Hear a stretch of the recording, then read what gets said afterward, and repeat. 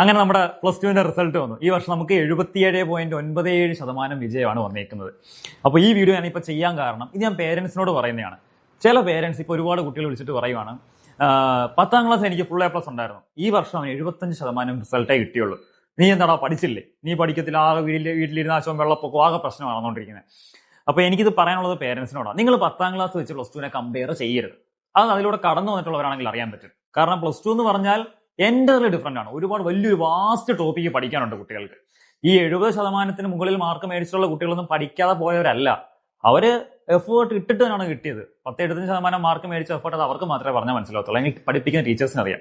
എന്ന് പറഞ്ഞ് നിങ്ങൾ 90% മേടിച്ച കുട്ടികൾ മിടുക്കന്മാരല്ലെന്നല്ല, അത് ഒരു എഫേർട്ട്, അവർ കുട്ടികളുടെ എഫേർട്ട് നമ്മൾ കാണാതെ പോകരുത്. അവരെ നമ്മൾ ഈ സമയത്ത് സപ്പോർട്ട് ചെയ്യുക.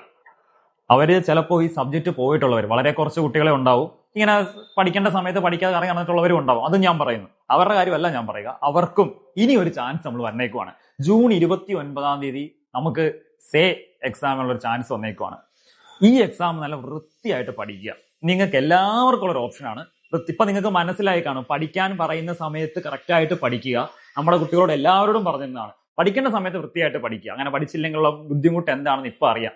ഹാഷിർ പറയുന്ന പോലെ കൂടെ ഉള്ളവരൊക്കെ അങ്ങ് പോവും, നമ്മൾ മാത്രമേ പിന്നെ ലാസ്റ്റ് കാണത്തുള്ളൂ.